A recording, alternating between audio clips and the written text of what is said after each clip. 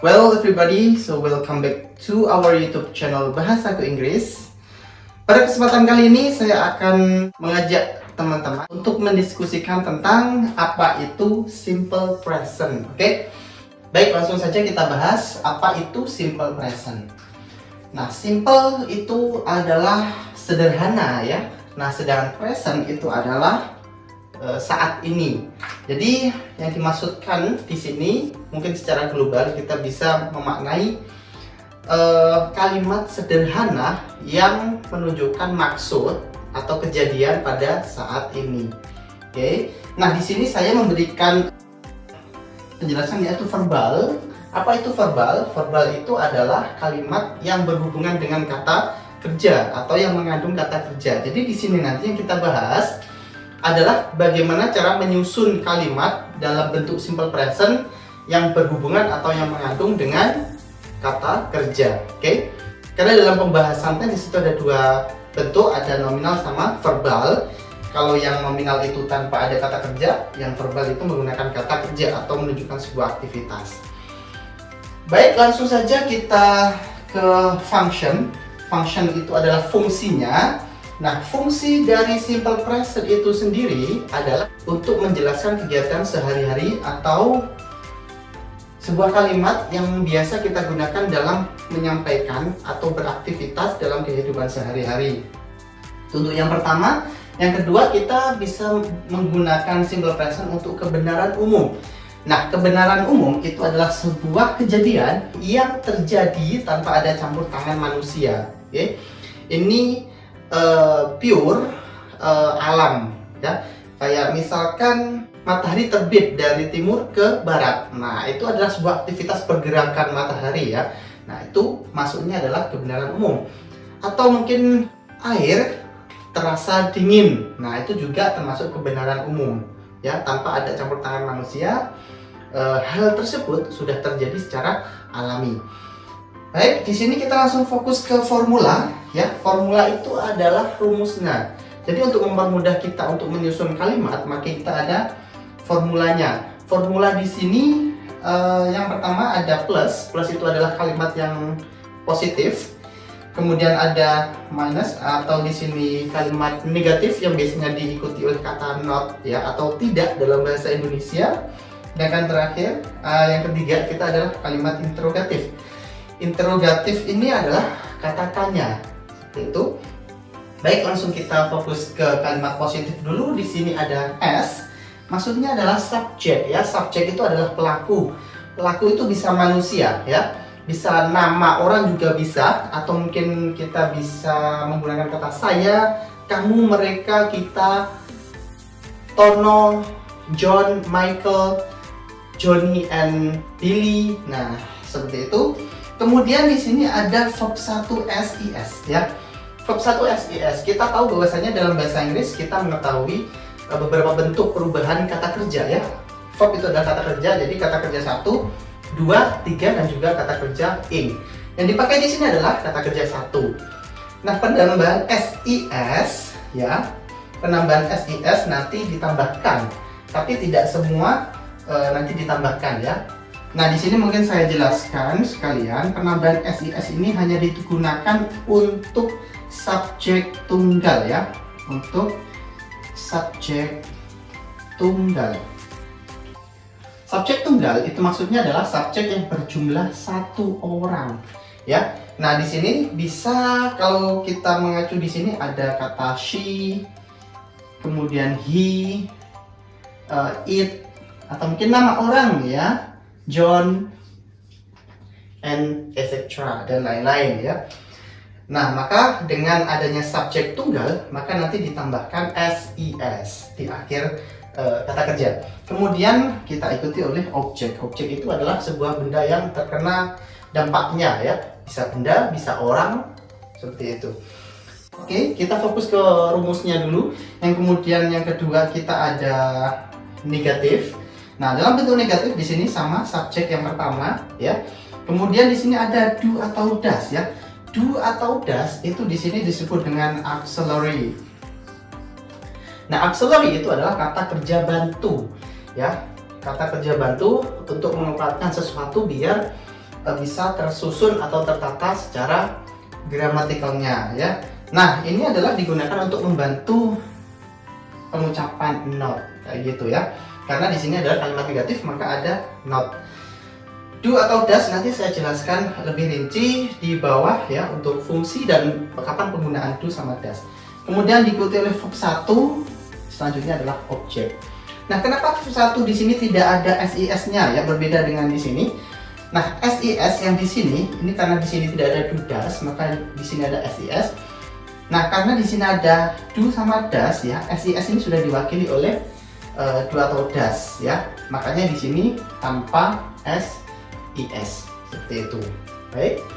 Nah, selanjutnya kita langsung lanjut ke kalimat interrogatif atau kalimat tanya. Di sini kita minta bantuan auxiliary yaitu do atau does. Do atau does kemudian diikuti subjek ya, pelakunya, kemudian verb 1 objek. Ingat di sini tidak ada S atau IS karena sudah diambil dari do atau does di awal ya.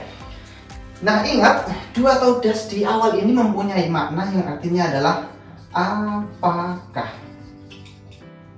Nah, di setiap kalimat ya, karena kita mengenal 16 tenses, maka nanti di setiap tenses itu akan mempunyai auxiliary atau to be ya, atau awalan dalam kalimat interrogatif seperti ini yang bermakna apakah. Jadi kalau diminta apakah dalam bahasa Inggris itu maknanya apa? Nah, itu tergantung dari bentuk tensesnya. Jadi kita nanti akan bisa memaknai maksud apakah. Baik. Nah, kemudian sebelum kita ke contoh, kita mungkin ke auxiliary dulu ya. Auxiliary yang kita pakai di sini ada do sama does. Do itu digunakan untuk subjek I, you, they, we atau jamak ya, atau subjek jamak. Nah, kecuali I ya di sini. Tono and Tini, Linda and Desi. Nah, itu nanti bisa menggunakan do ya untuk kata auxiliary di negatif ataupun di interrogatif. Selanjutnya does itu digunakan untuk kata tunggal ya, ada she, he, it, nama orang satu ataupun benda lain yang berjumlah satu ataupun tunggal. Seperti itu. Nah, jika sudah, mari kita lanjutkan ke akhiran SIS. Nah, karena di sini ya, kembali lagi di sini ada SIS, maka kita juga bahas akhiran SIS. Akhiran S sama IS itu digunakan untuk akhiran kata kerja yang diakhiri oleh kata IS terlebih dahulu ya. Jadi kalau kalian, teman-teman, itu ketemu dengan kata kerja yang diakhiri oleh CH atau CH, S, SS, O, X, Z, or Y, maka dalam bentuk present nanti akan ditambahkan IS ya. Nah, di sini mungkin saya akan ambil beberapa contoh, for example like teach. Nah, maka di sini dalam bentuk present subjek tunggal, maka nanti jadinya adalah teachers. Oke, seperti ini ya. Oke, yang lain-lain. Nah, selain di atas ya, ini makanya di sini tambahan S itu selain di atas. Selain di atas itu maksudnya adalah selain akhiran dari IS. Seperti itu. Bisa difahami ya. Nah, nanti kalau misalkan masih bingung bisa kita diskusikan di kolom komentar di bawah. Kita langsung ke example atau ke contohnya langsung. Ada saya kasih dua contoh di sini, 1 sama 2, yaitu untuk mewakili yang menggunakan do dan juga mewakili untuk menggunakan does. Seperti itu. Baik, langsung kita ke kalimat positif. Di sini adalah you bring a pen. Kalau kita coba relasikan dengan rumus, maka di sini you ini adalah subjeknya ya. You adalah subjek. Oke, kemudian di sini ada verb 1. Verb 1 maka di sini adalah bring. Kenapa verb 1 di sini tidak SIS? Karena kita menggunakan you ya. Karena di sini yang ada SIS adalah she, it atau tunggal. Kemudian objek maka di sini adalah pen. Itu bisa dipahami ya. Jadi kamu membawa sebuah pulpen. Kemudian untuk negatifnya, baik, di sini ada subjek sama, yaitu adalah you subjeknya. Kemudian ada do atau does ya. Kita memakai do ya. Referensinya di sini do ya. Do, kemudian adalah you di sini. Maka kita adalah do not ya. Don't itu adalah gabungan dari do atau not. Kemudian di sini verb 1 ya, sama di sini verb 1. Kemudian selanjutnya ada object. Nah, seperti itu ya. Nah, maknanya adalah you don't bring a pen. Jadi kamu tidak membawa sebuah pulpen. Baik, selanjutnya kita ke kalimat interrogatif. Di situ ada do atau does. Kita melihat subjeknya, di situ adalah you, maka kita menggunakan do. Terus kemudian subjeknya adalah you, subjek. Nah, kemudian di sini verb 1, kemudian objek. Ya, di sini adalah verb 1 and object. Ya. Do you bring a pen? Nah, ingat bosnya di sini do atau does itu bermakna apakah. Jadi, apakah kamu membawa sebuah pulpen? Nah, seperti itu, ya. Baik, kemudian kita coba ke contoh yang kedua. Di sini kita menggunakan she. Ingat, she di sini maka kata kerjanya harus diikuti oleh SIS ya. Nah, she di sini sebagai subjek. Oke, mungkin bisa dibandingkan dengan di sini ya. Kemudian di sini ada mix ya. Kata kerjanya adalah verb 1 SIS mix. Verb 1 karena di sini adalah she maka kita harus tambahkan SIS. Nah, kemudian kita bisa melihat ke sini X ya, akhirannya adalah X ya, mix maka masuk X maka ditambahkan IS ya. Di sini adalah IS. Jadi she mixes this food ini sebagai objek ya, sama ya. Baik, selanjutnya kita ke kalimat negatif. She sebagai subjek. Nah, kemudian di sini untuk kalimat not atau tidaknya kita menggunakan does karena di sini adalah subjeknya si it ya. Ini referensinya.